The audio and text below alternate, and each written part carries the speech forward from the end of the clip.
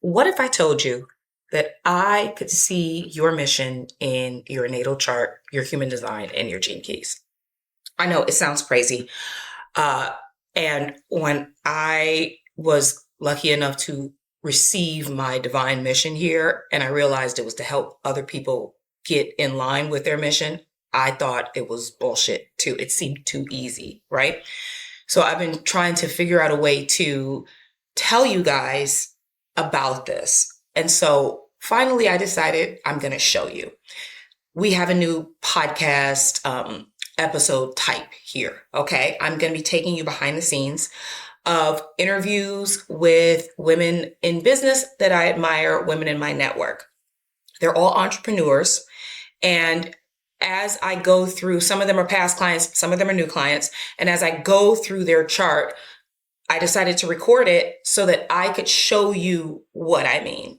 So welcome to this new podcast episode. That's what we're doing here today. With it, I'm going to intertwine their stories into the story so that you could learn more about their businesses. And I'm going to intertwine more of my story into this story so that you can learn more about me. I'm very excited about this project, and I'm just going to keep it going for as long as I can, as I listen back to the interviews, I would call them, or just like these sessions. They're so good and there's so much juice there that and it doesn't matter where you are on your entrepreneur journey, you can get something from it. And these aren't just people who are they're at the top of their game in terms of their experience, but they're at the climb in terms of trying to get to that dream, that goal. And that's really what I see in a lot of our charts nowadays. And I really want to cover this because I feel like a lot of podcasts cover just people who are already where they want to be, not the people who are really trying to get there.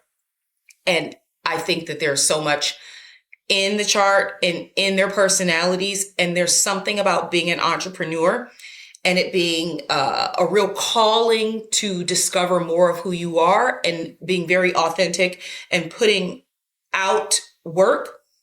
It's almost like you have to put out the full expression of who you are. And so you see that expression and you see parts of them, really all of them in these charts. And then there's always this extra nugget. And this is where it gets really interesting. It's this idea that like we all came here with a pattern, but how we express that pattern is so unique and so our own flavor or style. And it can't be really pinned down. You just have to discover it and go on the journey, or there's just some parts you came here with. So please enjoy this episode. Let me know what you think. I've got a couple more already scheduled. So I really love your opinion on this so that I can keep going on this journey and enjoy. Okay, so newsflash. I have not always known what I've wanted to do with my life. And really, growing up, there were three key lessons that I was taught, not directly, but just based on the experience of living there. One is that you got to go to college. You got to get a job. Two would be you got to get a job. Three is you got to hustle. You got to work really hard. And four is like, that's not going to necessarily keep you from struggling, right? Five would be, and you're Black and you're a woman, it might be a little bit more of a struggle. So these were the implants that were these false beliefs that were intertwined within my experience as I was growing up. I had my first job at 15. By the time that I was 30, I had 30 jobs. Okay. Graduated from college. I moved to New York, but I never knew what I wanted to do. I always knew categories. I wanted to work in fashion, but I didn't even know what I wanted to do in fashion. So I was just bouncing around, taking whatever I could get for a long time. There was a period in my life where within the same block, I had worked at like 4 different buildings. I was a nanny. I was a private chef. I was a caterer. I was an event planner. I did everything, anything, just to try and make a living. But the whole time, I was never satisfied. I always knew it wasn't enough. I always knew that there was more for me. I always knew I wanted to make more money. I just didn't know how. And literally a year before I left New York, okay, I decided I couldn't work another 9 to 5. I just could not do it again. Okay. It was a disaster for me. And I was just going to do it on my own with unemployment.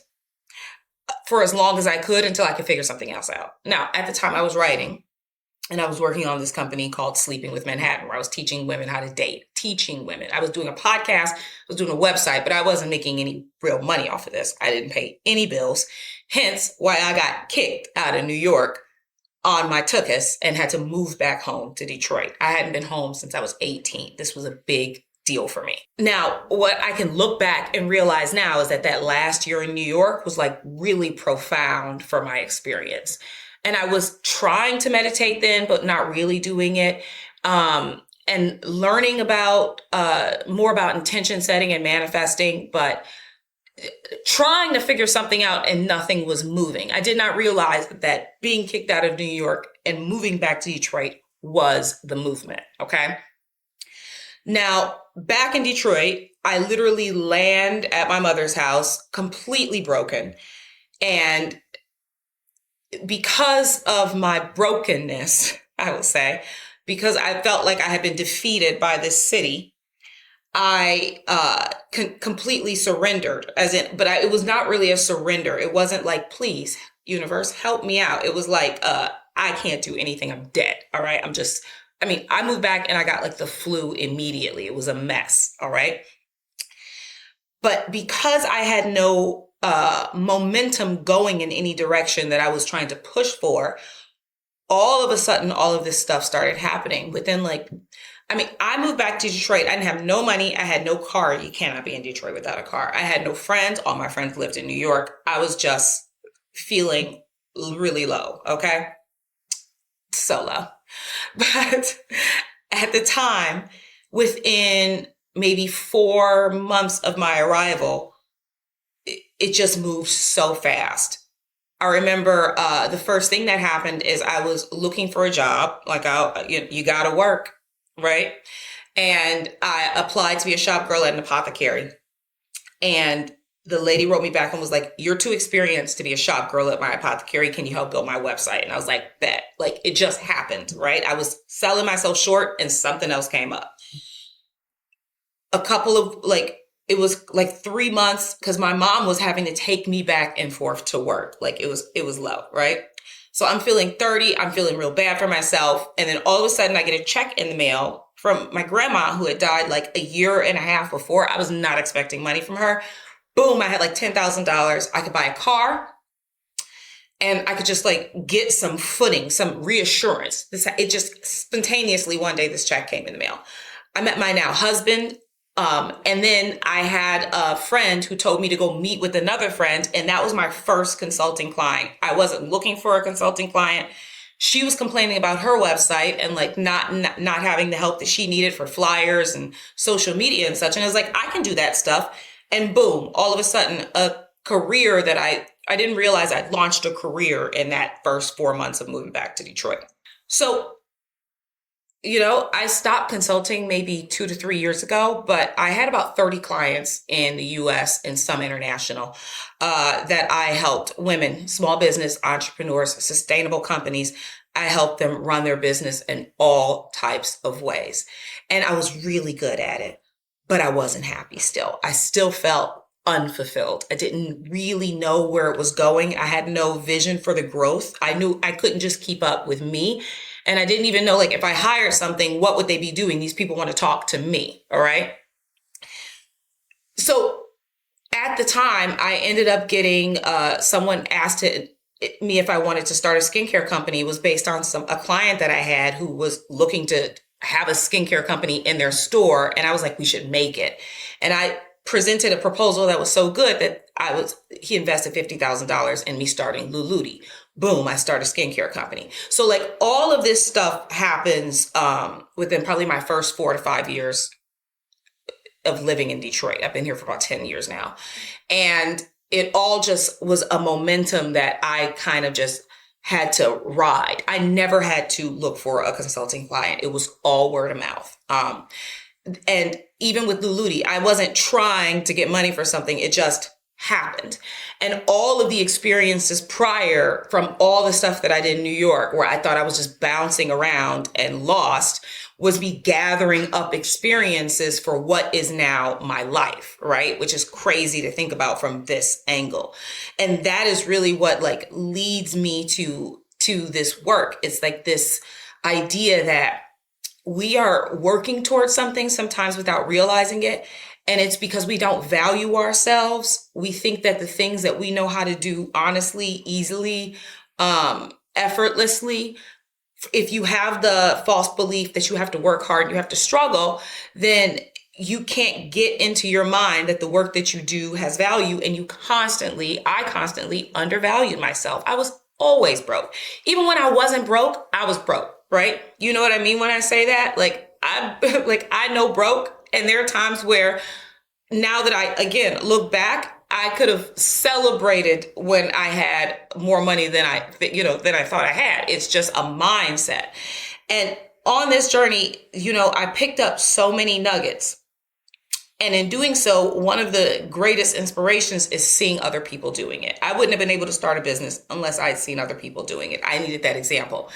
And seeing that we are all trying to climb to get something collectively, a lot of, especially if you're an entrepreneur, you've got this vision in mind and you've got this heart magnetic pole pulling you there, but sometimes you just don't know why. And when you can get your head wrapped around why, then you really fly in that direction, right? So when I see these charts of these individuals that I'm going to show you that I've done these readings with, you're going to see it from all of the different angles. And when I do believe that I'm going to try to keep them current so that if, for instance, she's a Libra rising, if you're a Libra rising, part of you will be in this journey and you'll be able to feel a lot more confident about where you're going. It really has nothing to do with anything but confidence and believing in yourself and knowing that you're not doing it in vain. And that is what I really want to showcase to you with this work. So the first person that I'm going to introduce you to is Isabelle. Isabelle has been a friend of mine for probably 7 years. I met her in like the art world when I was helping this artist out with her business. And she is young, but she is funky, spunky, fashionable, always has known what she wanted to do, always had a drive. She lives in Detroit too. She has a gallery called IM Weiss Gallery, and she has been in a major transition. So when I show up to do this reading with her, she had booked a reading for just a New Year update. I've done a reading with her in the past. Just when I walked in, from the moment I walked in, I knew I was in the right place at the right time because it was just showing up everywhere in her chart and in real life. And I couldn't help but like chuckle to myself when I got there. So Isabelle is kind of working in two directions and she's trying to hone it. She owns this gallery where she supports artisans and makers in Detroit with high-end furniture and like lamps or like furniture pieces, art installations and vases, all kind of things. And she tries to sell them for them. She also has been like working on this business where she appraises art and is helping people with these collections. And where we're catching her now is she's been doing this for a long time and she's not seen the fruit that she wanted from this company. And she's kind of at a crossroads point. So I think it's really interesting when we look at her and we talk to her, you'll hear from her soon in this interview, you're going to get some of that. But I wanted you to have her background so you can understand what she's doing and why she's doing it. So she's a Libra rising, a Libra sun, and a Capricorn moon. I just want to set the scene. So I show up to Isabelle's house and there is stuff everywhere. Okay. There's furniture everywhere. It's stacked up high by the door. There are 2 employees in this showroom like space she has in her house. She's got a great house. And vases lined up and bubble wrap and papers and pallets. And it's all in this room. And this is what I walk into. And I just start laughing because it's so in the chart. Let's listen. So first of all, let's go over last year. Like, what do you think your biggest wins were? Well, just like moving and consolidating and like removing all of the sort of negative energy from my life. Mm-hmm. Editing. Yeah. cleaning up and restructuring. Yeah. I feel like it kind of like, I mean, I've been thinking about this a lot. Like, I feel like I kind of paved the way to now make like a lot of growth. Mm-hmm. It's like you have to do all the parts to get to grow. Just like, retransitioning everything. And like clearing out the clutter. Mm-hmm. Not necessarily like any like huge like gains or wins, but like removing and like barriers. And it was just me taking down a wall all of last year, and now I'm like, oh, okay, now the next phase of work begins, you know? Okay, and where do you think your biggest challenges were? You know, like staying focused, like taking advantage of taking advantage of opportunities, but also like staying focused and like saying no to things. Did you want to say more no's or more yeses? No's. Way more no's. Oh, like we can do that. We can do that. I get exactly what you're going. Okay. Now, thinking about those, I want you to stop and think like, what's the big dream? What's the overall goal of everything that you're doing right now? Like if you had a mountaintop, you're going somewhere. Mm-hmm. What's at the top of it? Mm-hmm. A profitable, functioning business. That is the most important thing to me right now. Because you have to figure it out. Yeah, like you've been doing it for too long. Yeah, I've been doing it for too long. I need this thing to fucking make money. How many years do you think you've been doing this? Oh, 10. 10. This is my 11th year now. Okay. Like 11th, 12th, like, because it was like mid 2014. So I'm like into year 11. You can't stop now. Well, I know, but it's either going to make money or you have to let it go, is what you're saying. Right. You're at that point. So, and I'm letting go of the things that aren't making me money, and I'm harnessing the things that are making me money. Right. Okay. Yeah. I love that. So, does it matter? What does the business look like? Do you even know what it looks like at this point? Or you know it's profitable and you're happy doing it? When you make it to this mountaintop, what does it look like? Is it still doing appraisals? Mm-hmm. Is it selling other people's furniture? What is it? That's appraisals. Like appraisals and like collection management work. Okay. Like this is like a hobby. Are you letting it go? I'm not letting it go, but it's like very, very, very minimal. It's very minimal. Okay. And what my goal is to be like the #1 appraisal firm in Michigan in like the next couple of years, which I think is totally feasible. I think that's doable. I think I might be there already, sadly. I think you might be there already. But, so what's after that? Yeah, and then like growing nationally and internationally, and I think it's an interesting space, like the sort of art, like collection, like valuations and collection management is like an interesting space that has a lot of room for growth. Okay, and there's a lot of capital that's getting like funneled into it now with like the big wealth transition that's happening. Yeah. And there's like not a lot of firms or people out there that are like, I think, that much competition that I can't compete like on an international scale. That's why I'm like, what the fuck am I doing? Why do I have all this stuff in my house? Shit in my Let house. It go. We're like literally, I'm like working with appraisers. Like I'm at the top of the field, like in the country. It's insane. That is insane. People would never fucking guess that. Thank you. It's like I go to these conferences and I meet these people and then it's like, okay, and then like there's these larger firms that are like the big, the big firms that get like the huge jobs. But there's this huge upper middle market that is like completely underserved and is like has so much room to be tapped. Yeah. Okay, and so this is like, I'm like, this is what I'm doing. That feels good. What I need to do. And I was like, I need to talk to Candace. Because that's what I'm doing. Yeah. Okay. I love this. I'm loving that you thought of me.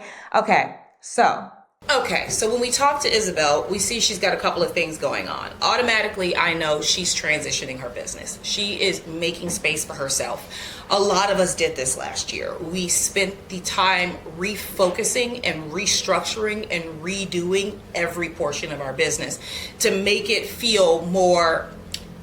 I don't think at the time, for me personally, I knew I was trying to make it more authentic, which is makes sense now. At the time, I just knew that it wasn't working the way that I wanted it to. And so I was changing and structuring and moving things around and retrying websites and coming up with new ideas. And she was too. Now, as I've been talking about the astrology over the last year, I've been taking note of three major planets here. And this is Uranus, which is in Taurus, is Saturn, and Neptune, which are in Pisces. These are our major planets that I want to cover here because you're going to see this in the chart. First of all, when we look at her chart, I want you to know that Isabelle's natal Saturn and Neptune are in her fourth house of home. Okay, so she's got Capricorn as the rule of her first house. So there is a climb idea with something in her house, which is funny because, her business is in her home. So it's like the thing that she's climbing for is right at home, right? And this idea of these major planets, because she also has Uranus in her fourth house, she's always been really focused on home goods and furnishings and art and these tangible values made by other businesses, other people who really are putting this love into this work, and this idea of like structure and her mission and change all being wrapped up into home stands out to me. Another thing that I want to note is that in her transit chart, she has Neptune and Saturn. Saturn is all about restructuring. So it's like a node to fourth house where Saturn's home is in her chart. She's restructuring her daily habits around that home and rechanging everything and rebuilding the idea of what her business is, okay, and what she came here to do. And then with Neptune, again, originally in her home and now in the sixth house of her daily habits, her rituals, what she does on a day-to-day basis for work and not work, how she schedules her day, this big mission here, she can see, I have to restructure for this mission. Her Uranus, which is normally, again, in her fourth house of home, is now in her eighth house. Taurus, tangible goods, objects, possessions that are loved, right? Because she works with handmade, high quality artisan art, things like that. She's got Uranus, and the eighth house also represents the eighth house actually represents the inheritance, the appraisals. To have Uranus going through the planet of change, going through this section of her chart, is like she's transitioning from these physical objects and removing that and changing it into this more tangible idea of how things are valued, okay? And the eighth house is all about how others value her, but it's also how others value things that she brings into the picture, okay? And she's trying to go from she's going more into like telling you the value of your artwork and wanting to manage the collections of those who have art that they've been collecting on a smaller scale than, let's say, the Guggenheim. Someone needs to go in there and say, these are all the things that you have, this is how much they're worth, so that at some point they can be passed along. Now this is all showing up for her in this chart, and it's just fascinating to me. The other major thing that I want to talk about is Pluto having left Capricorn, going into Aquarius. Again, her home, triggering a transformation in her home. And now at the end of the year of December 2024, it had made its way into Aquarius, her creativity, but before it had transformed her home completely. She wasn't always working in her house. While Pluto was there, she moved in, she moved out, she moved here, she moved there. She's transformed the location of this business and herself several times, and Pluto really had to sweep through there and clean everything out for her to say, like, well, what are you doing here? Why are you holding on to these objects? Is this really what you want to do? What is the goal for this year to get there? Like, what's the chunk you have to accomplish by the end of the year? Where do you want to be? Well, getting like systems in place so that like we can move, we can operate smoothly and function, and be able to like I guess like more specific, like I would like to work on that to get to the point where by the end of this year, I can just keep getting new clients, and these two know I'm just like, okay, here, and they just like know exactly to do all the other parts. Yeah, to do the other parts. Yeah. Okay. And so take me through the typical day, a perfect Isabelle at the top of the mountain. What is the perfect day? Well, a lot of that really too has to do with like me being able to like, you know, maintain some sort of balance in my life too between all of this and like just you're there. Do you feel like at that place you've gotten to the balance point? There's a sense of ease in your day because you know you've gotten to the place you're trying to be. Yeah, some days. Some days. But I think, you know, like part of it too is like, honestly, for me, is like, this has taken over my life to such an extent that I'm like, oh my God, like, not that I'm like, I'm alone, but like, I'm like, I don't make time in my life to like find a partner. And like, I really need to start doing it. Like, I'm like, this business can't just keep sucking everything out of me. Like 10 years goes by. Money. It takes all your time. It takes all your space. Yeah, you know, like, and I was kind of dating someone, and that didn't work out, and like just within the past, like right before Christmas, he, you know, like we broke whatever it was, right? You know, just was like, nah, left it in the dust. Yeah, and it just was like.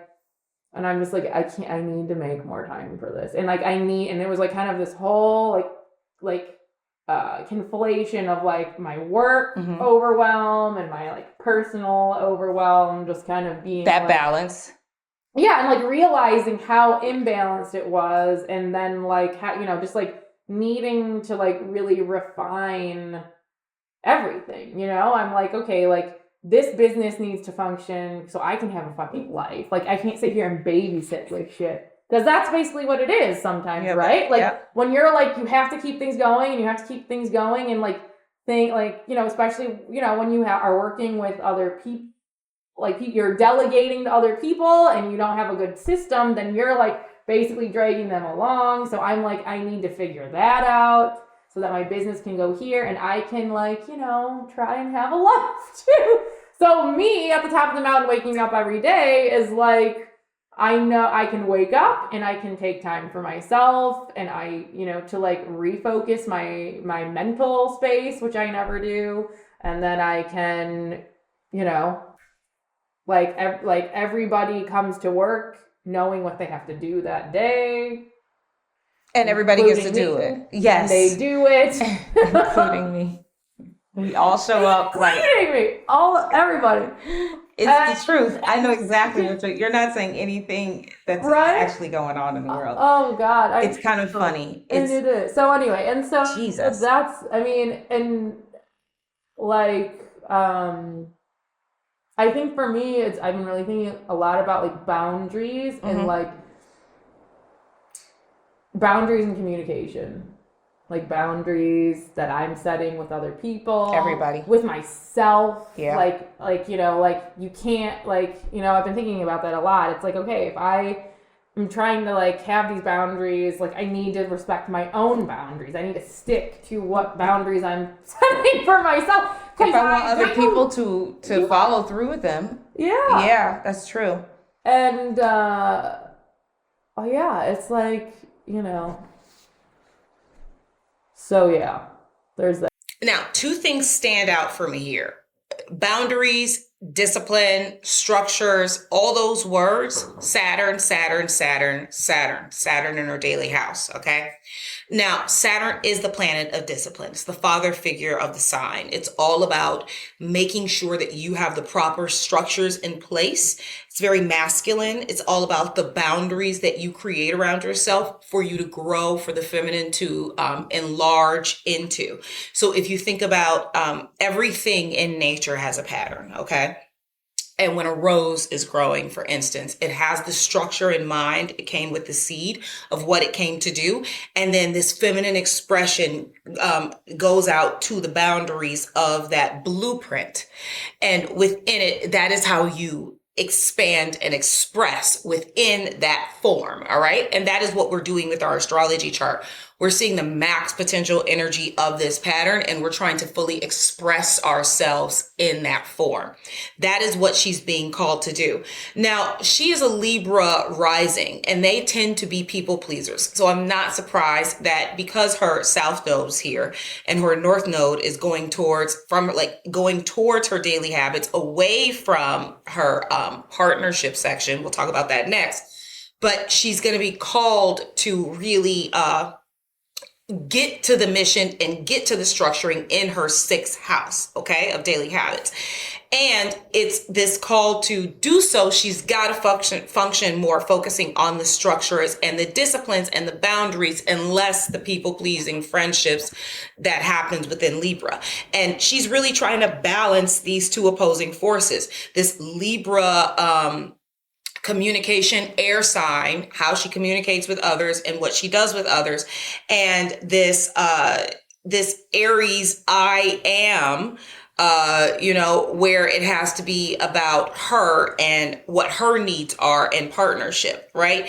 And really bring these two to form. Now, she's focused a lot on partnerships as well, which I find interesting because she had the North Node there. She was, dating someone, but she's soon going to have Neptune and Saturn when it leaves her sixth house for a second this year. Then it goes retrograde back into the sixth house, then it goes back to the seventh house for good in 2026. She'll be more focused on relationship at that, and partnerships in her business and hopefully in her personal life at that time. It's going to be an interesting year. So automatically, even just saying what you've said, there are a couple of things that you got to know so that you can know you did the right thing. Okay. So Pluto, which is the planet of transformation, it's a big one. It stays in your sign it's going to be in Aquarius, where it just moved for 19 years. So it just left your home, where it transformed everything. So all of this, you're at the right spot. Okay. And now it's actually going into Aquarius, which is your fifth house. And what it's doing there is your creativity, how you play, where you find your passions. Creativity is so much more than hobbies. It's literally what you create every day that you call life, right? Yeah. So everything from your business to the meals you make, all of this is transforming right now. And so your creative house will be transforming for the next 19 years. That's crazy.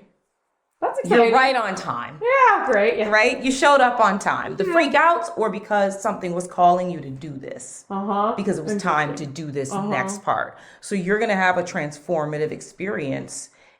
Pluto can be really tough because it's going to teach you, but within Aquarius, it's going to move fast. It's going to be a lot of communication. I think focusing on communication. This is a planet of communication. It's like static electricity. It's quick communication. For this to be your theme, there's going to be a lot of creativity within how you communicate. Okay. And we'll figure out what it is that you're needing to be communicate, but you are working in this path towards what you're supposed to be doing. Now, Saturn and Neptune, another two slow moving planets. Saturn is like your builder. This is your architect planet, okay? And Neptune is like your mission, the deep dream that you came here with, like what your heart truly wants. They've been in your daily habits. So your day-to-day tasks. Right, yeah. I remember that from last year. Yeah, and restructuring it. They have not left, okay? By the end of the year, both of them are going to be we're going to talk about the next year, this year, what you'll do, but you have all of this time to do this work. So you have a full year to get and a little bit of change to get your shit together. Yeah. And it's telling you what to do while you do it.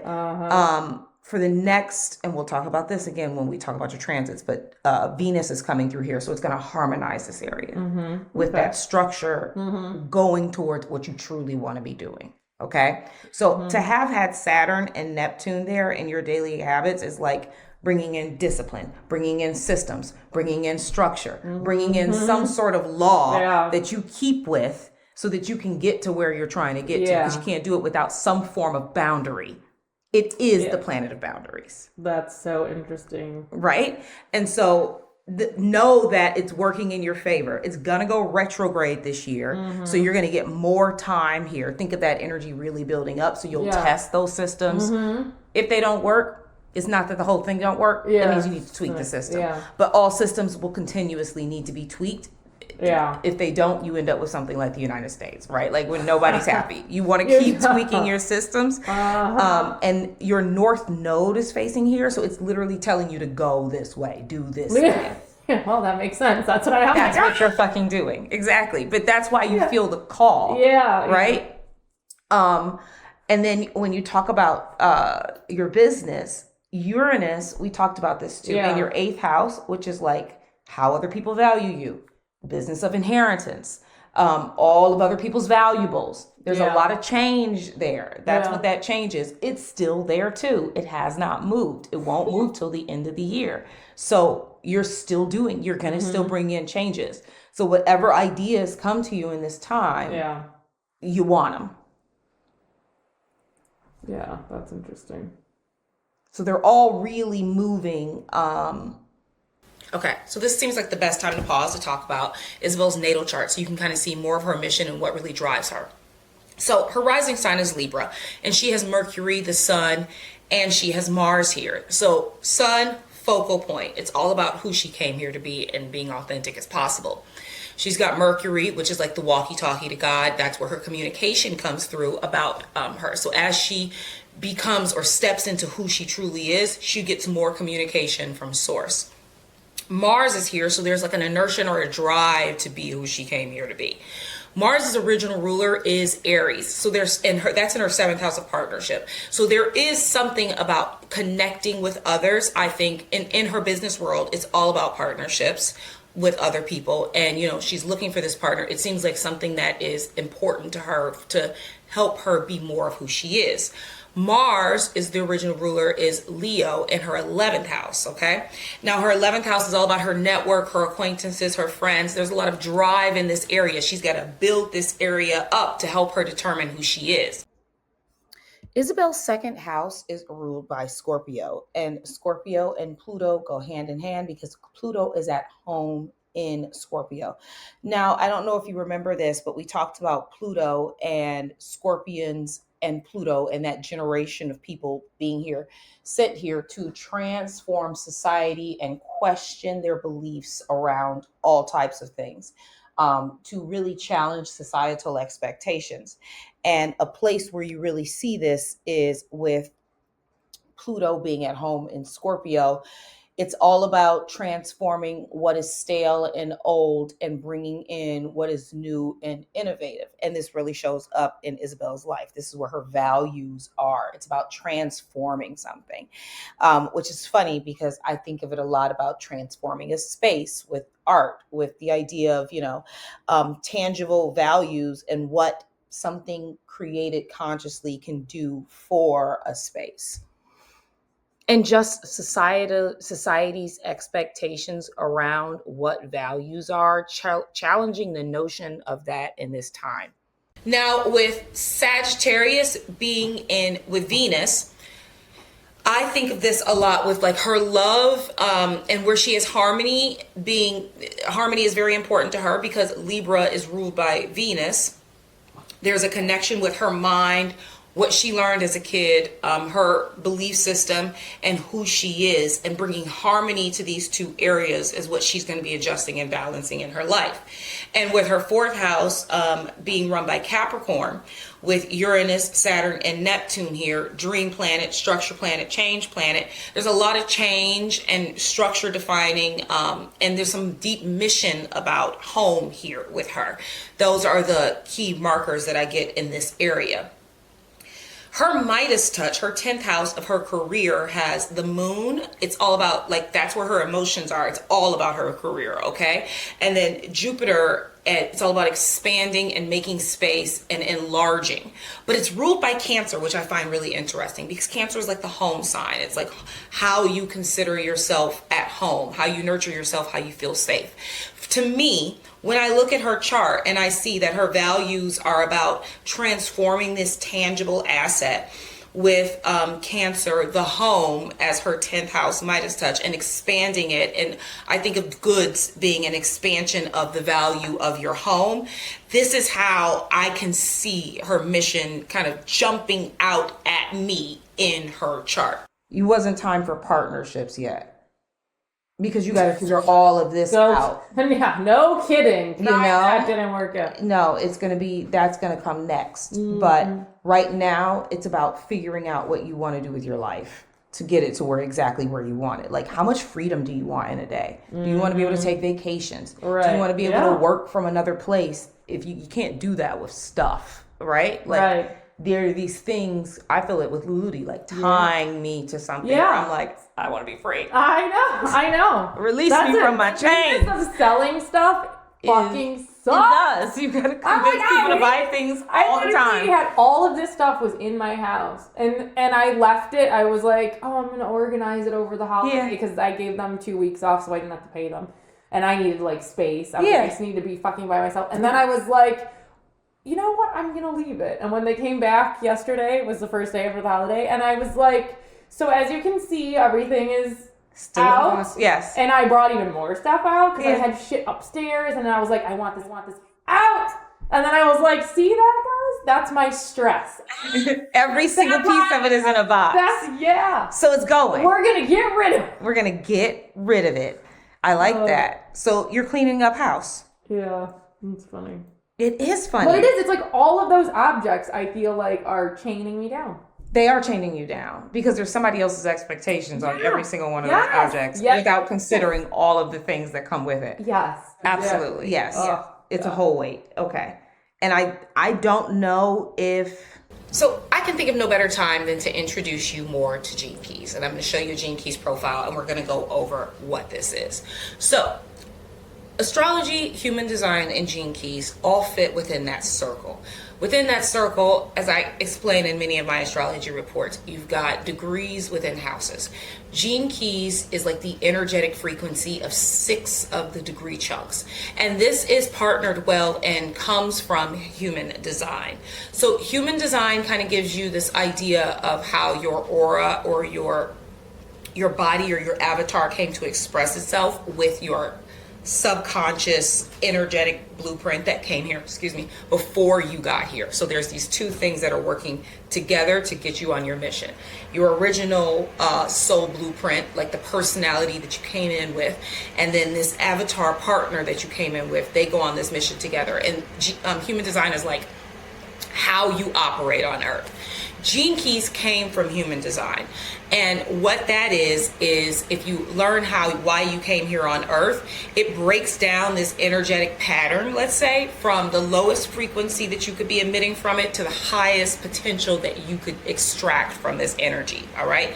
So when we look at the Gene Keys, there is a different report that I pull. And the way that this report works is that it breaks down your certain aspects of your natal chart and your design and your personality. So in human design, you get 2 charts together. That's why you have a left side and a right side. The left side is going to tell you your like design, and the right side will tell you your personality, or flips, whatever. But one of them is 3 months prior to your birth, and the other one is the day of your birth, and they work together. Gene Keys kind of brings those 2 ideas together, and it's certain planets within this specific chart that tell you things like what your purpose is, what your brand is, what your vocation is. And within this pattern, you get a lot of really cool information, and it really is there to tell you the struggles you came here to conquer or the mountains you have to climb so that you can get about climbing them, okay? So when we look at Isabelle's Gene Keys, she's got a couple of her Gene Key. We've got a couple of major things that we can look at. When you go to the circle at the utmost top, it tells you your life's work. And if you go to the bottom, it tells you your purpose. So this is actually 3 charts in one. It's your genius, which is like your activation of how amazing you are prior to coming to Earth. You've always been this cool, right? Then you've got your Venus sequence, which is like your relationship patterns. And then you've got your Pearl sequence, which is like how you bring in abundance. And within each of these are these numbers that are associated with human design. And initially, I Ching, okay, which is about 6 hexagrams. It gives you key insights into your struggles. So we just talked about two of her major gene keys. One is her life's work. And her life's work is all about removing the shadow of corruption, heading towards the shadow of equilibrium to get to this Siddhi of harmony. And you see this within her brand of work, because I'm going to go over this a little bit. Underlying what people are doing is usually something else. There's a bigger mission that they came here with, and the way that they accomplish it is different. When you look at Isabelle's chart and you listen to Isabelle speak, she clearly has a love for objects, right? But it's not just any object. She's not going to go to Target and buy an object. It's all about things that were made with intention and beauty. Nature makes things with intention and beauty, and humans make things with intention and beauty. And I feel like as a society, we've lost that completely. It's all about overconsumption. You know, we shop at IKEA and buy something that's cheap and then throw it away and buy it again and again and again, instead of purchasing and investing in these quality objects that we can not only take with us throughout our life, appreciate a lot more, pay someone a fair amount of money for the work that they put in and the love that they put into something, and even have something to pass down to our children. We've kind of filled our world with junk. This isn't our problem. This is capitalism's problem and overconsumption as a whole, right? But underneath Isabelle's true desires is this idea of bringing harmony to our homes. And harmony definitely is intertwined with the objects that we have in our homes. And there's something really important here, because everything is conscious. From the table to you to me, it all has the energy of life intertwined in it, the light of source, or we wouldn't be able to observe it, okay? And these objects have lives of their own, and we have removed the story and the beauty and the harmony of home for things that look like they're trendy, or that make other people think we're rich, or, you know, that fit into this style. That doesn't necessarily mean it's us. And when you have these beautiful objects around you that fits into the harmony of the landscape, the universe doesn't want you to suffer. It wants you to be surrounded by beauty. And I think she's really trying to bring that through in her work. In her purpose, it's about limitations is her shadow, realism is her gift, and justice. Limitations is something she has to learn to work with in these bounds. If she's in the shadow, it feels like things are squeezing in on her. But when she realizes that it's all patterns and that she creates the boundary and she creates the expression, she really can go into a larger perception, and it gets her to this place of justice, where it's got a lot to do with the laws of the world and the laws of nature, and she's trying to harmonize the laws of nature in each of our lives, okay, or within each of her clients' lives. It seems like this not so important sometimes, or more frou-frou or more bougie aspect of reality, when in reality, if we lived in the perfect harmony, people would be valued for the things that they created tangibly, and it wouldn't be so mass consumption, right? It would be more appreciative for the artists in our collection. Why do you think you did the furniture? Why do you think you did it? Because I'm interested in like the objects. You know, I like I like art. I'm interested in, you know, how it's made and who's making it and that story. But now I'm like, well, I don't like selling these things. I like educating the consumer. Like, so doing collection management, it's like, I'm like, oh, hey, you're a passionate collector of things. I'm really passionate about that too. I'm going to help you organize your shit. You know how to do that. You know how to do all of that. His plan of how we can do this, and because I appreciate, like, that's the thing. I'm like, because I appreciate like objects and collecting and the stories of artists and like how personal all of that is, because like that's what that was for me. Yeah. Like because of that, I am enabled to do this other work. But to me, like that is just not my work. No. That is like a way that I could figure out really how I could help other people with that passion in a way that is actually viable for me, like to earn a living. And so like that's why I'm like, we're using that almost as just advertise. Like I'm a collector basically it's like, here's all this stuff, like I'm supporting artists and I'm not buying all of it because I can't afford it, but it's like basically it's like I'm a proxy collector, and like that allows me to empathize and connect with my clients who are actually buying shit and want to be able to sell it one day. I'm a salesperson of things. No, I'm just you're an idea. You sell things. Comfort and like style, peace of mind. Yes, you don't sell objects. So within your genius sequence, you have your purpose, you have your radiance. That's how you magnetize others toward your experience. It's connected to Venus. You have your evolution. It's how you transgress or move through the experience to get to the next level. And then you have your life's work. We just went over her radiance and her innocence. And her evolution. Her radiance is connected to the gate of distraction, enrichment, or intoxication. And it's all about the stories that we tell. Story is really important in our culture and in our society. Before there was ever written word, stories were passed down over and over and over again. And within the story you tell about something, your job is to try to intoxicate the other person to get them to magnetize towards you. So her magnetization, how she draws the other in, has a lot to do with learning how to tell the story really well. Tell all the parts that she finds important, and it literally intoxicates the other person to draw them in.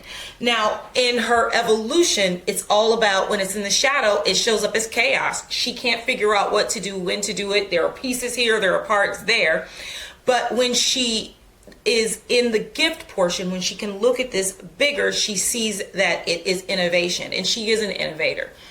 When she was collecting pieces from these artists in Detroit, she was getting burnished wood and 3D printed giant sculptures and just things that were done at another level with another mindset. And she was able to see the beauty, the technology, the value in the people and in the object.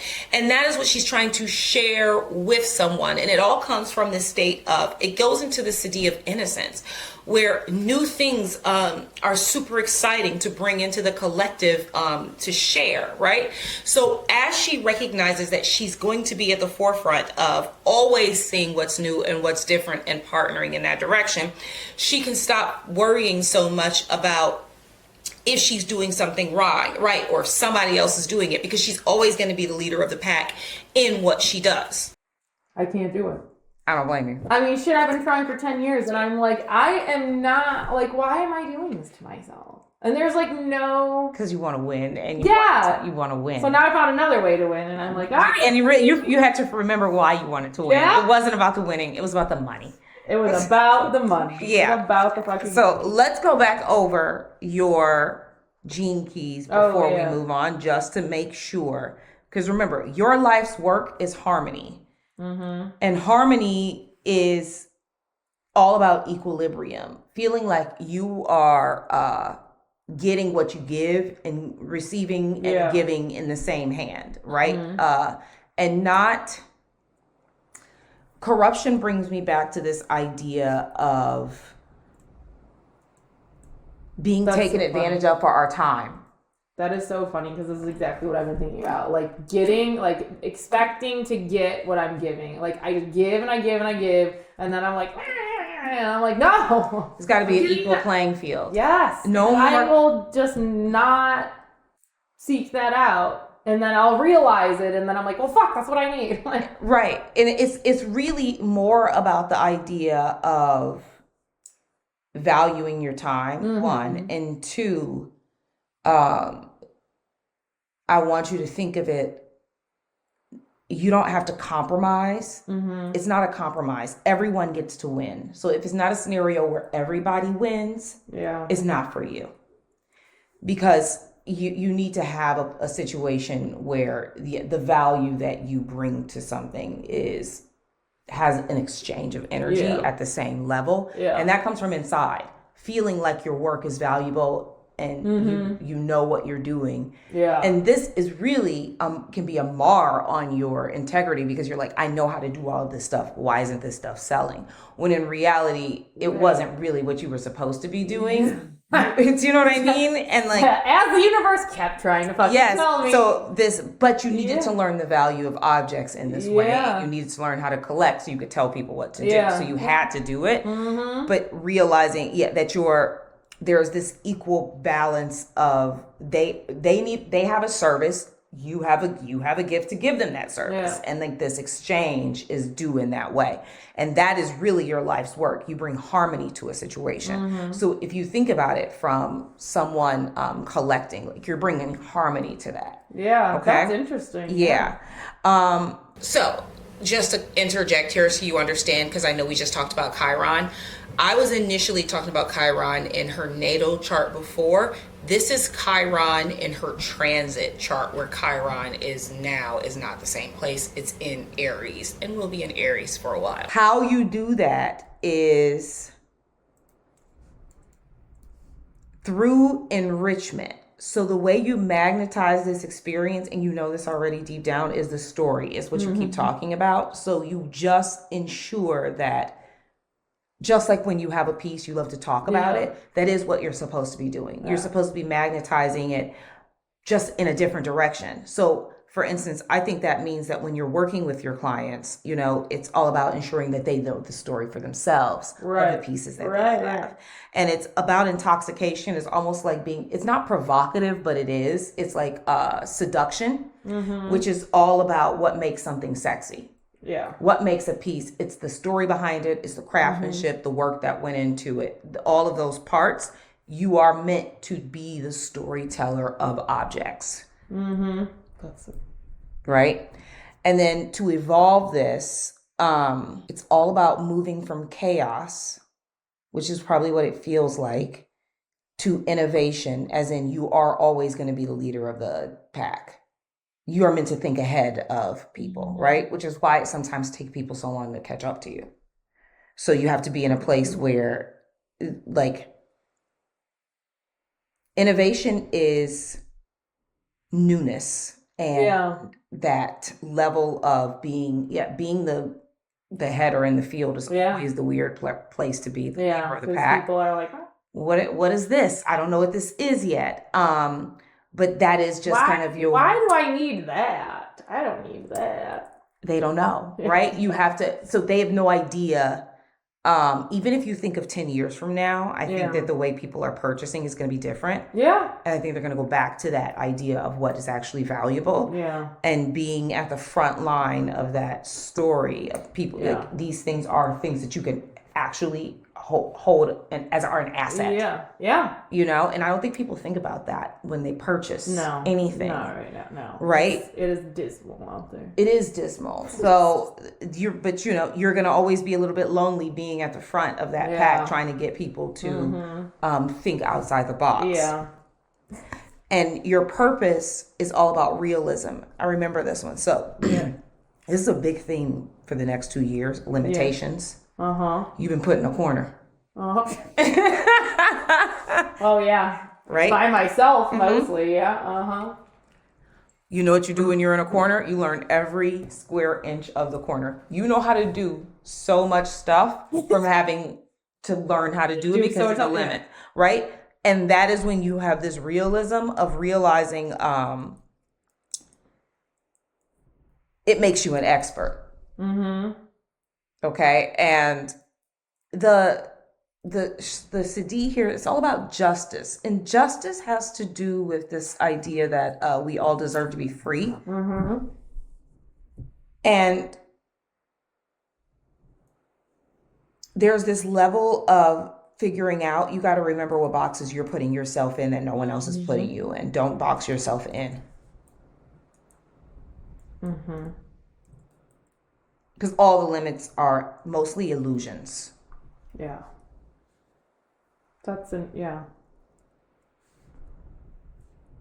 And when you feel boxed in, remember that it's there to like teach you something. So if you can change your mindset of feeling squoze and instead start like looking in every corner, being like, I know that once I reach the boundary of a field, then I've traversed all of it. It can expand. Only if I'm at the center do I feel tight. But like if I can like stretch myself out to really experience all of this, then I will reach beyond my own boundaries. That's interesting, because that's exactly what I was just thinking through, like over the holiday. I was just like, okay, I felt so depressed and just like so deflated. We haven't had any sun. Well, yeah, that too. And I'm like literally sitting upstairs on my couch under this blanket looking at it. I'm like, there's no fucking sun. It's like sun. 2 p.m. and it feels like 8 p.m. It's so ridiculous. And I just was like, and so I just was like, I feel this way, and like what, and I just like was like trying to unpack that feeling and like kind of like learn from that instead of just like drowning in it. You know what I mean? Yeah. So that's kind of like what you're saying in a way. Yeah. So it's time to burst free. Kind of like. Yeah. All right. So what we actually have coming up is, it's going to be a very interesting year. Number one, expect chaos, because chaos is what the world is trying to do to us right now. But artists thrive in chaos. So remember that there's like, you come from chaos. There's a method of like, some of us do really well in chaos and some of us don't, but like learn how to thrive in uncertainty. So that's why I'm like, I feel like I can do that. Yeah, because you know what it feels like. You've been there. You have figured out how to pay your bills. You have 2 people here. I know exactly what you mean. You can do anything. Absolutely.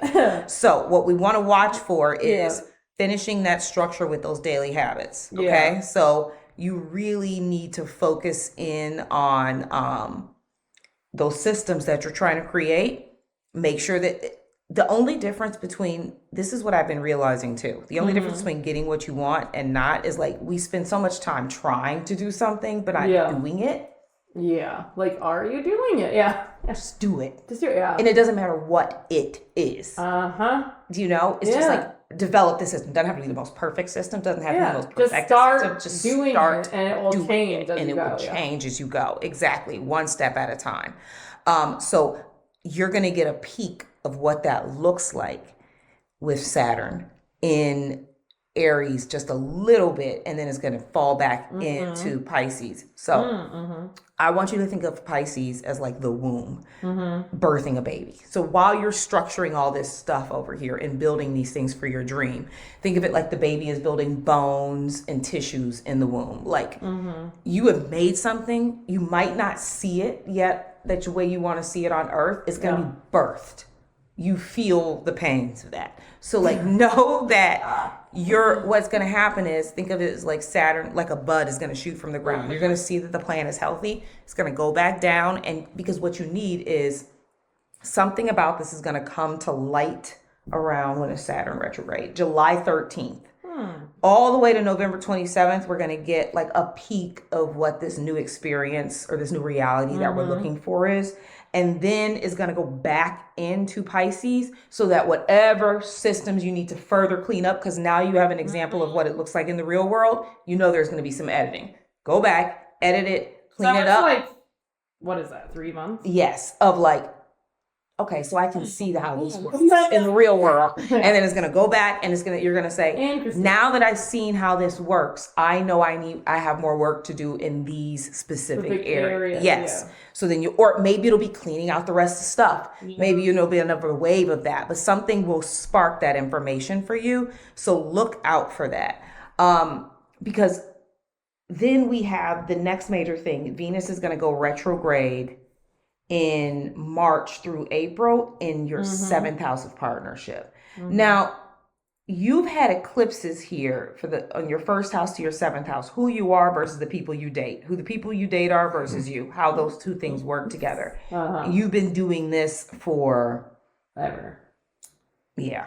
And now the nodes are shifting to that 6th house, 12th house, which is more about daily habits and how those daily habits affect you, not so much love life partnerships, who you are as a person. So that is going to we have one more eclipse and then in March, and then that's out. That's no longer the storyline where we have to learn something from. You may have learned the lesson in this last duration of it. Okay. Now, but you need to know that then you're going to be structuring your partnership sections. So that's what you're headed towards, because when Venus comes and goes retrograde here, that's your love harmony planet. It's going to try to reharmonize and beautify something within partnership for you. And it could be business partnerships, realigning those, love partnerships. It could be both, but know that contractual partnerships are going to shift. And in April? Yes, you're going to feel the difference there. Now, you have Chiron in your partnership section, and Chiron is like the wound planet. I wanted to look. Oh yeah. Expectation, detachment, and celebration. You got to learn to stop expecting. Yeah. There's a level of detachment, expectation, and what is going on with that? So you were dating this guy. Somebody told me Laura told me she saw you with a guy. Yeah. Yeah, I was dating this guy. You want the quick summary of it? Yeah, what happened? So we went to high school together, actually, and I mean, we were friends and talked, whatever, and he randomly, like, came to a couple of my events, and we went out a couple of times, like, just, like, grabbed a drink, basically, twice, a couple of years ago, and I was just like, I don't know, this guy it seems like he's got a life. So he used to play professional hockey. He had a really bad injury. He had to come back home, go to rehab. He was like temporarily paralyzed. Wow. And so like when I like ran into him a couple of years ago and he's like, oh, I just like can finally walk again. I was like, I do not. I'll see you in 5 years. Yeah. So and I was like, you know, I can't do anything with this. Like clearly, like, whatever, seems nice, but like you clearly have a lot that you're figuring out right now. Like for real. How to walk again. It's not like he had like a, you know, like, like he could walk.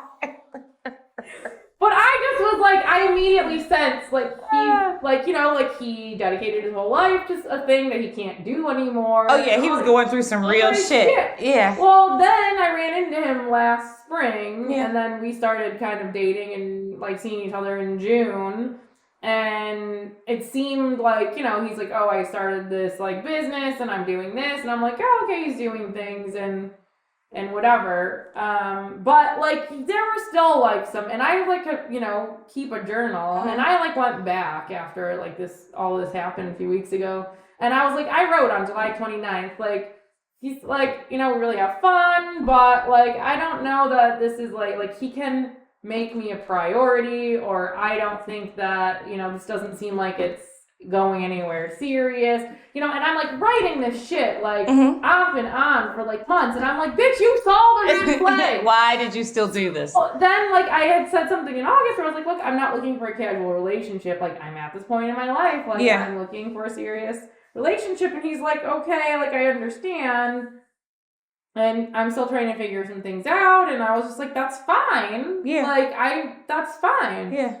And then he traveled a lot. And so, like, for work. And so he had, like, I said that, like, right before he was going to be gone for, like, 3 weeks.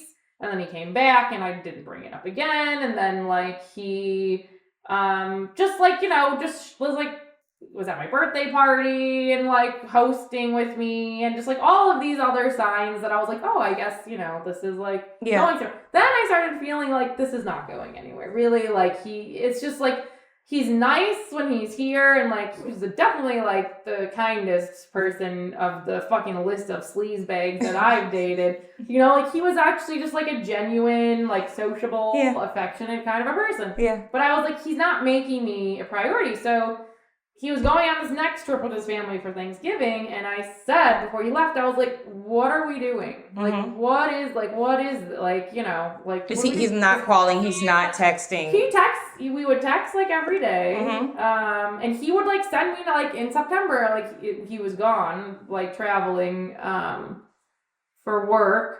And he was gone. That's when he was gone for like a few weeks. So he like missed like all of the shows and stuff like that in September. But like he sent me this like really long note that was like good luck. Like he remembered like when my events. Yeah. Where do you feel like he was like falling short? Well, he felt like he was falling short, and so when I finally said like you know what it is that I'm looking for, and like we need to have a conversation about like what we're doing. Like we have, you know, like. It can't just be like when you're in town, we hang out and then you leave and then we text. It's just like, what are we This doing? is no structure. He's like, okay, yeah, like I'll think, you know, and then I texted him while he was gone, like at the end, you know, like after, and I was like, don't forget, I want to talk about like where this relationship is going. And then like a week later, while he's still in Vietnam, he texts me and he's like, I've been thinking about this. I cannot be in a serious relationship. I have these things that I want to focus on, and maybe it's selfish, but I can't handle all of that. And like, I don't know, I guess he's still dealing with shit from his injuries. Surprise. Surprise, surprise. You know, he just can't do it. And I was like, it sucks because like we really got along. I also sensed that he was not in a place, like he just wasn't making a commitment. It was like, what are you doing? We've been dating for 5 months and like, you come with me to all of this shit. Yeah, you're playing a game. What are you doing? Yeah. Right. And he just was like, I couldn't do it. And so I was like, okay, I'd like to talk in person when you come back in town. And so like a few days before Christmas, he came over and we talked for like 3 hours and it was sad. I mean, he was just like, I just am not in a place where like I feel like I can like be in a relation, like a partnership like that right now because like I want to go to business school. I'm like, go to fucking business school. People get in relationships and go to business school. He's just like, I can't do it, and like I've been thinking about it, and I don't think I'm capable. He's like, I feel like you're not capable of a 24-year-old like just out of college trying to figure out what they're doing with their life, and I was like, oh well, fuck me, okay. Okay, so there's that. But you knew, okay, here's the thing. I sensed this. And that's why I kept getting anxious. That's why but I brought it up in August, and then I didn't bring it up until November. And that whole time, I was like going back and I should have just fucking said something. Like communication. That's where I was like, communication and boundaries. I knew what I wanted. I should have just kept. I want to be in a relationship. I'm not going to be, okay. You know. So, 2 things. One is, you know what it is when you meet somebody, your body, you knew the whole time, the same information. Yeah. Right? The hard part is when you want something, you're going to get a whole bunch of examples of what it's not for you to measure against. And you got to be like, you know what? Nope. This isn't it. Yeah. Because here's the flip side.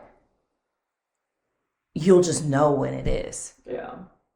No one will have the conversation. It'll just happen. You know this already, right? So there is a lesson here in expectations, I think, versus like intuition. You know, because it's going to agitate you when you know it's not the person. Yeah. And you know it's not the person, which is why you need to have the conversation to confirm your suspicions. Yeah, exactly. And it's just annoying. Exactly, because it's like, well, fuck, why he's not the person here, right? But I would be very curious to see what's going to happen this year. Have you made the list of like, don't make a list of like what you want from a guy. That won't get you anywhere. Make a list. Good luck finding it. Make a list of how you want to feel with when you're dating the right person. Yeah. So like go there, and does that person make you feel like better? Because I think you're going to have some opportunities this year to get a lot more in depth and a lot more information from your love life. So like be open to information about it. Remembering what those boundaries are that you create for yourself. Yeah. I was like, that's it. I'm prioritizing dating. I was like, anybody anybody. I will go out with not anybody, but like anybody. And then of course it's like I try going on Hinge again, and Don't I'm do like, that. fuck that. This is terrible. It is the worst. I can't. So I'm just asked. So if you know anybody, I'm single. I was thinking, if I ever know someone single, I'm always like, who I know that's single? But I know. But I'm like, but they're trash. That's why nobody's dating them. Like, I don't want to introduce you to trash. So there has to be like some non-trash. Exactly. So I think they're not on Hinge though. They're not on Hinge, and I would even tell you to do the opposite. I would wait until something sparked my interest. I would put dating off the table and focus on like waiting for someone to spark where you're like, I can't stop thinking about this guy. And then not in the obsessive way of like, does he like me the way that I want him to like me so that we can proceed? But allow that magic to happen for yourself, where you meet someone and it goes that way. That's not where you want to worry. That's where you want to have fun, right? And I think that there's a guy for you that's a lot more creative. Yeah. You know, probably in your industry. I know. That would fucking me either. So in Michigan. He's probably not in Michigan. He's probably not in Michigan.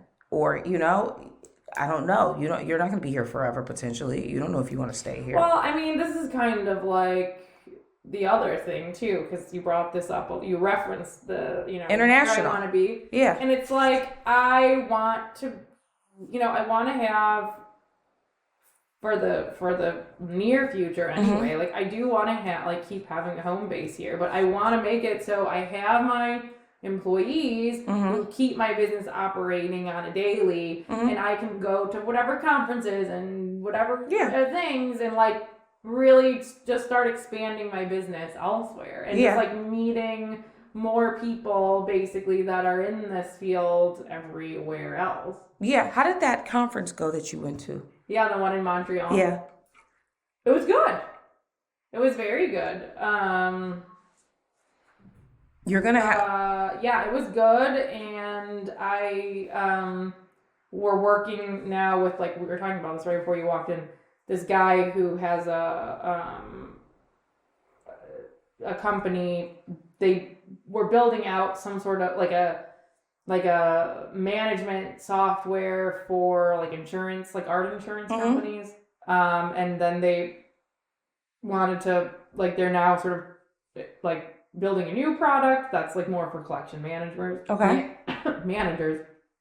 And so anyway, so I had lunch with him. I'd met him at another conference like a couple years ago. But I had lunch with him in Montreal, and now we're like partnering to build out this new software. Sweet. Yeah. Yeah. So like that's really good. So that conference was really fruitful. Yeah, very fruitful. Okay. Because so when Taurus finishes moving through, changing up all of this, it's going towards your 9th house, which is all about that wisdom, international travel, where you got the nod from Italy. You're going to have Uranus there for a long time. So it's expanding your network. It's changing this portion of the expansion. I always think of this as like the area where you expand, because international travel is like opening your eyes to a new world, right? Yeah. It's wisdom. It's expanding your life. So you're going to have that chance come 2026. After it does this full transit, that's the next place is going is Gemini. And it's going to move into Gemini, and then it's going to come back from Gemini in December. So you'll get an idea of this. It might be you working on this software and then expect these changes to happen and then come 2026. Yeah. So it's prepping you for that transition as well, which is kind of funny. And you do have like all of like this Uranus is going to be really interesting for you to watch. So as you finish up all of this change and get all of these systems in place, then it's just going to expand you. You don't have any, like, now you're reaching this. Gemini is all about communication. So it's going from this earthy change, which is literally products, objects, to communication, where it's going to open up your partnerships and where you work in this side of the world. So that's interesting. It really is moving away from like tangible things. It's literally moving away And from that's Earth. imagining all this shit floating in space. Just get it out of here, right? And then like literally going to air, right? And clearing out this space for you. It's crazy to think about. You're absolutely right. I mean, yeah, shit. It's funny. I know, it is always so crazy when you look at it. So then you've got Jupiter, which is going to be expanding your career. So you've reached your Midas touch. Right now, Jupiter is in the 9th house. So you've got all of this expansion, these opportunities coming in from international, from like gaining more wisdom, gaining more boundaries, opening up the space of this area. Even think about like spirituality, just like your mental state when it comes to what you're doing. You're expanding all of these opportunities, and then it hits your 10th house. So it's like you got change coming from 8th house appraisals, all of the tangible objects, to then focus on changing this international area after it's been expanded. So like this bubble of opportunity has expanded. Now let's go in and change all of the information inside of it, right? So you want Jupiter in your 10th house. I've had Jupiter in my 10th house. It expanded all my businesses. So it expands all of these opportunities for you. And it's just, it's going to be interesting because your original Chiron. So Chiron is the wounded planet, and it's all about like these wounds that we have to heal. And your original Chiron is in the 10th house. So like this, something about career you have to. I'm on this mission to. Yeah, for some reason. Let me look. 16 degrees.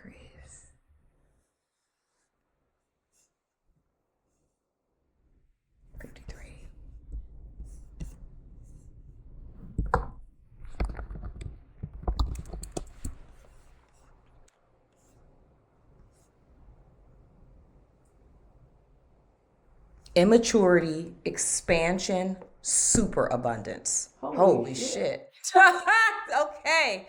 All right. Super abundance. I know. And immaturity. Oh. Immaturity, I think, has got to do with one, you got into the game when you were young. You always want to be taken seriously because of your age. And then this, because, people, but what you know isn't what other people know. Yeah. You just know what you know, and they just know what they know, and you've been spending your time learning this shit, and they've been spending their time learning that shit. You've been doing this for 11 years. And then with it comes, when you get to that place where you recognize you just know what you know, you slow down instead of speeding up. Okay? It brings calm rather than excitement. It brings simplicity rather than complexity. I have this idea where I think I need to make it more complex so people can see me as more intelligent and more this and more that. When in reality, I don't need all of it. I'm like, and it's all about being taken seriously. But I'm going to send you more information about this gene key because I find it to be interesting. But you're going to have Jupiter kind of sitting on this, getting ready here. So think about that as you expand. Remember who you are. Slow down. Keep it simple. Even what we offer people, we make it more complex so that we can be taken more seriously instead of keeping it simple. So expand in simplicity. Because then it's something you can keep up with too. Because then we put ourselves in positions we can't finish the work. We're exhausted. Why did I overpromise, right? So instead of doing that, I remember seeing something the other day that says people only if you can give them 10% more than what they'll be like, and we're always trying to give 150, right? Give 10%. So expand in that area where you can do it, be fulfilled by it, but it doesn't have to be everything. You know what I mean? It doesn't have to take your time for it to be worth your money. That's interesting. I don't think I have anything else. No, that's a lot of stuff. That's a lot of stuff. It's a lot of stuff. So we've got... You're working on systems. You're finishing those. You're cleaning up, cleaning out, changing course. simplifying your routine, slowing down, harmonizing it. Boundaries are really hard, but it's one of the reasons I kind of like had to delete myself from life for a minute, because I was just like, I'm trying to get to something, and I don't. I gotta kind of sequester myself. Yeah. You forget, like, you just forget what your purpose is. Like, there's just so much. There's just so much. Like, and it's just and like, everybody wants something from you. Yeah. Transforming your creativity. I would even tell you, what's your hobbies right now? You don't even have a hobby. I have no hobbies. Get a hobby. I have no hobbies. Yeah, I know. I got no hobbies. It could be something so simple. I'm gonna make you come over. Me and Laura color together sometimes. Oh, that's fun. And we just have like amazing colored pencils. We have our sharpeners out. I'll do it. It's so ridiculously like detailed, but not important. Yeah. That's like a good hobby. Yeah. So we'll have a coloring party. Put that down. Put that in my notes when you send it. Put that in your notes, because I color at home all day. Like it's so mindless. Yeah, it is. I don't do enough of that. I don't focus on, sorry, I did something to my back. I don't focus on, I'm like, all I focus on is this. And like, I'm focusing, not that that's bad, but I'm also like, I'm focusing on one piece that's working and another piece that's not working. In the meantime, I'm like, I'm alone. And I'm like, well, why am I doing this? Like, add that and like find someone who's not a dumb asshole. I know what you mean. Because like, I don't want to be, like, I'm not like, oh my God, my whole life and worth and fulfillment is like dependent upon me having a partner or something. But it's like, I also don't want to be like, whatever, I have this business and it's just me. Like, no, it's fun having a partner. Yeah. I don't know. I mean, it's okay to want to have someone in your life. Yeah.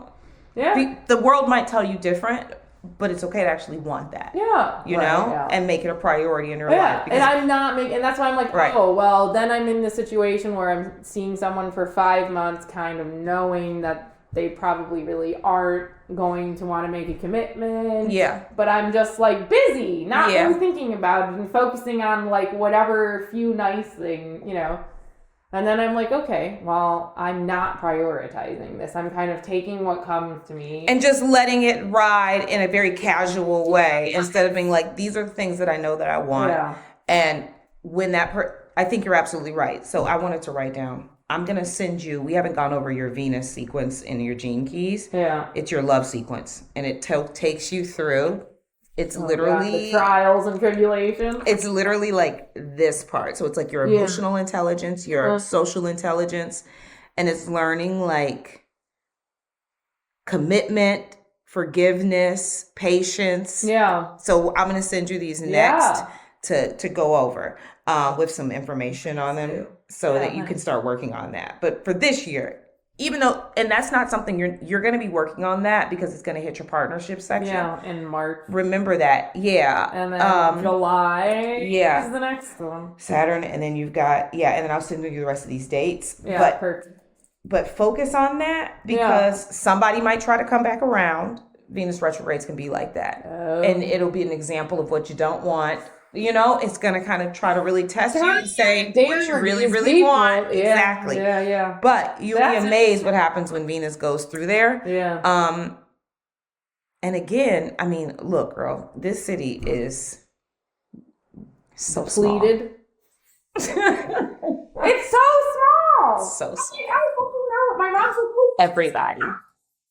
I know everybody. Exactly. And when I meet them, I'm like, I'm fine. Yeah, because half the time they know everybody too. If you don't know them, you just didn't meet them, and you now know that they know everybody. Or they're like an engineer and they're terrible. No insult to the engineers in this city. It's Detroit. So that is the first episode. Let me know what you think about it.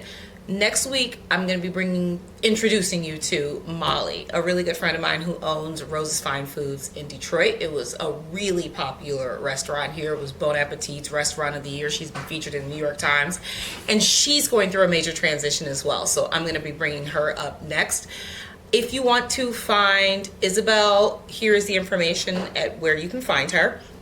and support her business and follow her newsletter. She's always doing events, if you're in Detroit, that are really cool, featuring a lot of amazing artists. If you're an artist and you want to get in touch, you can get in touch with her this way too. Thank you so much. If you want to book a session, you can do so at the link in the bio or go to highcandace.com.